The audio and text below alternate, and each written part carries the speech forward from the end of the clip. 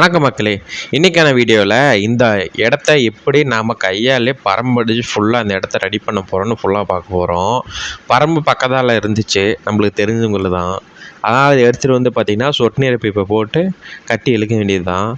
அது இல்லாமல் அதில் பார்த்திங்கன்னா நம்ம சொட்டு நீர் பைப் போட்டு என்ன கட்டுறப்போனா இழுக்கிறதுக்கு வசதியாக இருக்கும். அதெல்லாம் வெயிட்டுக்கு தகுந்த மாதிரி கொஞ்சம் எலாஸ்டிக் மாதிரி கொஞ்சம் விரியும்.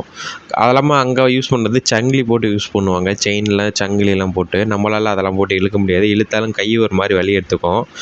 அதனால் சொட்டு நீர் பைப் போட்டு இழுக்க ஆரம்பிச்சிட்டோம். எந்த இடத்துல ரொம்ப மண் மேடாக இருக்கோ அந்த இடத்த அங்கேருந்து இழுத்துட்டு இங்கே விடணும்.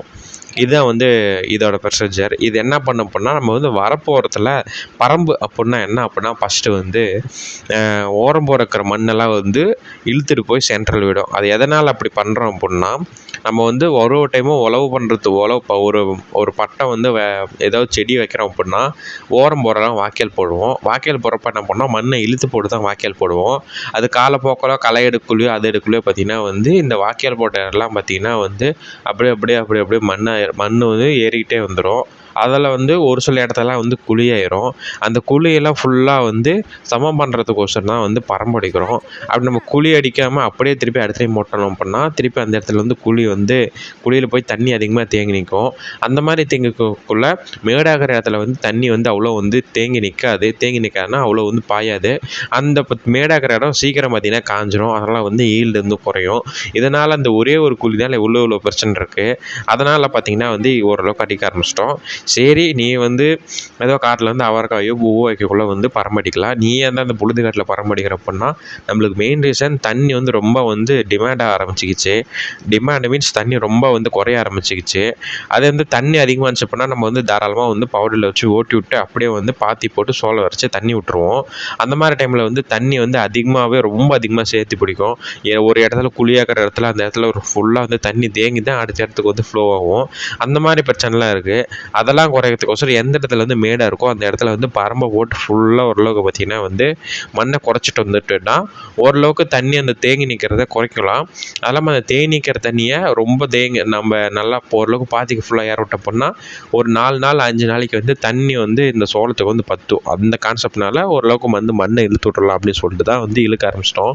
இந்த இடம்லாம் ஃபுல்லாக குழி, அந்த அளவில் இருக்கிறதா மேடு. அதனால் அங்கே இருக்கிற மண்ணை ஃபுல்லாக வெளியே எடுத்துகிட்டு வரணும்.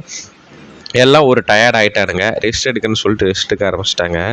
இப்போதைக்கு 3 பசங்களும் இருக்கோம். நான் ஒன்று, அப்புறம் இந்த சின்ன பையன் ஒன்று, இன்னொரு கேமராமேன் ஒன்று. இவனுக்கு 2 பேர்த்தையும் வச்சு தான் ஃபுல்லாக வீடியோலாம் டேக்கப் பண்ணிகிட்ருக்கோம். ஓரளவுக்கு ஃபுல்லாக மண் பார்த்திங்கன்னா சமத்திட்டு வந்துட்டோம்.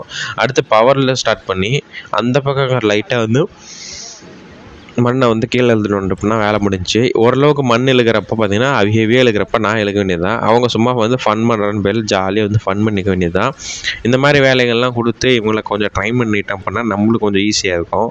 கேமராமேன் சூப்பராக வீடியோ எடுப்பாப்பில். கிட்டத்தட்ட பார்த்திங்கன்னா நம்ம யூடியூப் சேனல் கிட்டத்தட்ட 30,000 சப்ஸ்கிரைப் அடிக்க இன்னும் 800 பேர் தான் வேணும். அதனால் சப்போர்ட் பண்ணுங்கள், லைக் பண்ணுங்கள், ஷேர் பண்ணுங்கள், கமெண்ட் பண்ணுங்கள். டெய்லி என்னோட அக்ரி ரிலேட்டட் லைஃப்ஸையும் டெய்லி லைஃப்ஸையும் நம்ம வீடியோவாக தான் போட்டுட்ருக்கோம். நம்ம சேனல் க்ரியேட் பண்ணி கிட்டத்தட்ட பார்த்திங்கன்னா ஒரு 5 இயர்ஸ் மேலே ஆச்சு. நம்ம நல்லபடியாக க்ரோ ஆகி போயிட்டு இருக்கோம். இதுக்கு முழுக்க சப்போர்ட் பண்ண எல்லாத்துக்கும் தேங்க்யூ. ஓரளவுக்கு மண் பார்த்திங்கன்னா செம்ம தட்டிட்டு வந்துட்டோம். அளவுக்கு பார்த்திங்கன்னா லெவலாக வந்துருச்சு. அடுத்து பவரில் ஸ்டார்ட் பண்ணி எந்தெல்லாம் லைட்டாக மேடாக இருக்கோ அந்த இடத்த ஃபுல்லாக ஒரு திருப்பி விட்டோம் அப்படின்னா மண் கொஞ்சம் நமக்கு சேர்ந்து வரும். எதனால் ஒரு திருப்பி விடும் அப்படின்னா இப்போ மண் ஓரளவுக்கு நல்லா லூஸ் ஆகிறது எல்லாத்தையும் பார்த்திங்கன்னா இழுத்துட்டு வந்துட்டோம். இதுக்கு மேலே கொஞ்சம் எங்கே மேடாக இருக்கோ அந்த இடத்த மட்டும் பார்த்து பவரில் விட்டு ஸ்டார்ட் பண்ணி ஃபுல்லாக ஓட்டி விட்டோம் அப்படின்னா நம்மளுக்கு வேலை முடிஞ்சிச்சு. அப்படியே ரிபேஸ் கீரில் போட்டு வண்டி அப்படியே மெதுவாக ரிபேஸ் எடுத்துகிட்டு போயிட்டு அப்படியே விட்டுட்டு அப்படியே ஸ்டார்ட் பண்ணி எடுத்துகிட்டு போக வேண்டியது தான். இதில் வேறு நம்மளுக்கு ஒரு பெரிய பிரச்சனை இருக்குது. இந்த பெட்ரோல், டீசல், கேஸ் இதெல்லாம் ரொம்ப கட்டுப்பாடுன்னு சொல்லி இதை பக்கம் ஒரு ரூமராக, அது உண்மை என்னன்னு ஒன்றும் தெரியல. ஆனால் அது அந்த பக்கம் நடந்துகிட்ருக்கு. நம்மளுக்கு இந்த ஃபார்மிங் விவசாயத்தை பொறுத்த வரைக்கும் இந்த மாதிரி மிஷினரிலாம் வச்சுருந்தோம் அப்படின்னா நம்மளுக்கு ரொம்பவே இந்த பெட்ரோல் டீசலோட தேவை ரொம்பவே அதிகமாக இருக்கும்.